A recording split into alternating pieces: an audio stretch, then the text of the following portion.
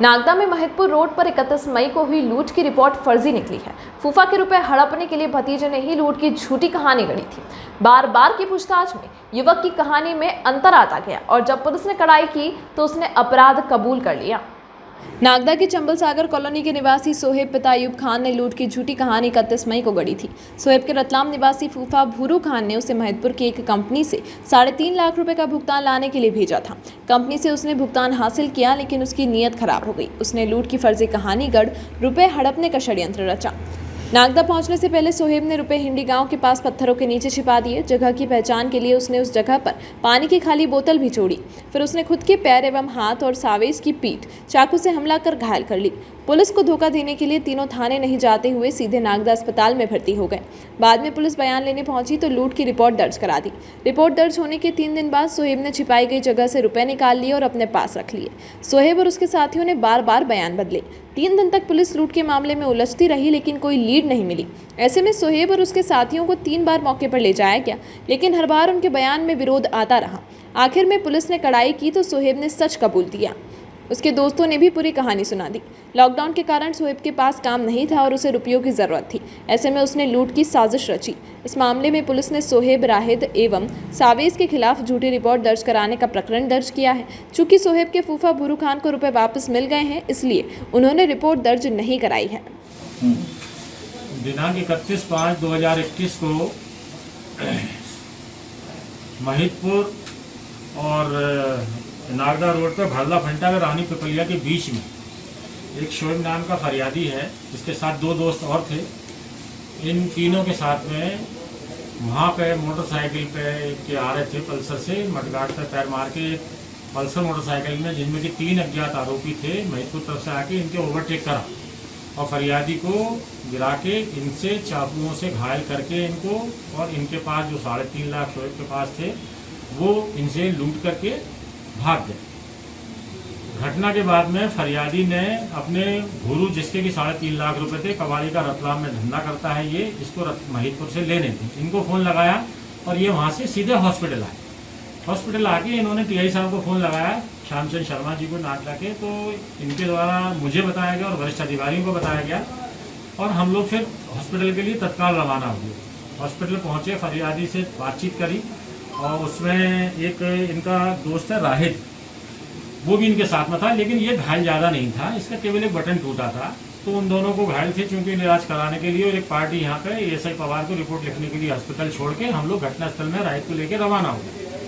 घटनास्थल पर श्रीमान एडिशनल एसपी शाखा भूरिया साहब भी वहाँ पे पहुँचे।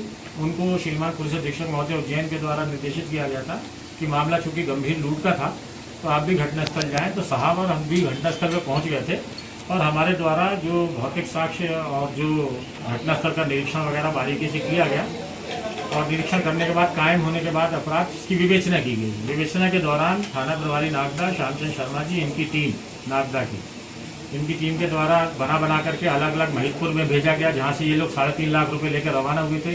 वहाँ के सारे बाहर के शहर के CCTV फुटेज जहाँ से ये निकले थे वो सब देखे गए। नागदा और महिदपुर के रोड के बीच में भी CCTV कैमरे लगे थे, उनको भी दिखवाया गया और कुछ तकनीकी साक्ष्य भी एकत्र की गई टेलीफोन नंबरों से। और कुल मिला के 3 दिन हम लोग विवेचना करते रहे और टीआई साहब ने फिर ये पाया कि कुछ समझ में नहीं आ रहा। फिर हमने फिर यहाँ पे बैठ के थाने में समीक्षा करी, टीआई साहब मैंने, फिर हमें क्योंकि 3 दिन में लिंक हम लोगों की मिल जाती थी अज्ञात आरोपी से यदि घटना होती है, तो हमारी भी समझ में नहीं आ रहा था कि ये क्या है। फिर फरियादी को बुलाया टीआई साहब ने, उनसे फिर पूछताछ करी, फिर घटनास्थल लेके गए तो थोड़ा सा उन्होंने फिर बताने में चेंज रहा, तो थोड़ा सा इनको शक हुआ। फिर उसके आधार पर फिर गहन अध्ययन करा, फिर बातचीत करी, फिर भी समझ में नहीं आया तो फिर फरियादी को बुलाया, फिर फरियादी को तीसरी बार घटनास्थल पर लेके गए। तो मतलब कुल मिला के ये हो रहा था कि अज्ञात आरोपी द्वारा यदि ये घटना की जाती तो हमारी कहीं ना कहीं लिंक मिल जाती इस 4-5 दिन में। लिंक नहीं मिल रही थी तो हमारा शक और बढ़ा और फरियादी जैसे बदले अलग अलग समय पर, बदलने पर से फिर और शक दूर सही हुआ। उसके बाद में फरियादी से फिर उन्होंने कायदे से मतलब से पूछताछ करी तो उसके द्वारा बताया गया कि ये घटना उसने रचनात्मक रूप से बनाई थी, काल्पनिक बनाई थी, क्योंकि उसे लॉकडाउन लगा हुआ था, पैसे की ज़रूरत थी, इसलिए झूठी रिपोर्ट निकली है। और रिपोर्ट लिखने के बाद में फिर इनके द्वारा घटना दिनांक को ही पैसे वहाँ से, एक वहाँ पे रेडी है उसके पास में, पेड़ के पास में रख दिए थे और वहाँ पे पानी की बोतल रख दी थी पहचान के लिए। फिर 1-2 दिन बाद घटना के जब इन्होंने देखा सब कुछ ठीक है तो वहाँ से पैसे ले आए और उन्होंने बांट के अपने अपने घर में रख लिए। फिर वो पूछताछ के दौरान सबसे पैसे बरामद इनके घरों से किए गए टीआई साहब के द्वारा, थाने की टीम के द्वारा, और इस प्रकार से ये पूरा मामला झूठा पाया गया और झूठी रिपोर्ट करने के आधार पर जो फरियादी इसके विरुद्ध वैधानिक कार्रवाई की जाएगी और इस पूरी कार्रवाई को अंजाम देने में सराहनीय भूमिका हमारे टीआई साहब नागदा श्यामचंद शर्मा जी, उसके बाद में उनके साइबर सेल के हैं प्रतीक यादव, RS परवार और सोनगरा साहब ASI, प्रधान आरक्षक दिनेश गुजर, धर्मेंद्र सिंह, सुनील वैश्य, जितेंद्र सिंह चौहान, विनोद माली, ईश्वर, यशपाल सुखदेव और राजपाल सिंह, प्रधान आरक्षक प्रेम सिंह, महिला आरक्षक निकिता, इन लोगों की बहुत सराहनीय भूमिका रही। और क्योंकि झूठी रिपोर्ट थी तो इसको मामले को सुलझाने में हमें 5-6 दिन लग गए और इस प्रकार से ये झूठी लूट का रिपोर्ट का पर्दाफाश करने में नागदा थाना प्रभारी उनकी टीम का सराहनीय योगदान रहा है।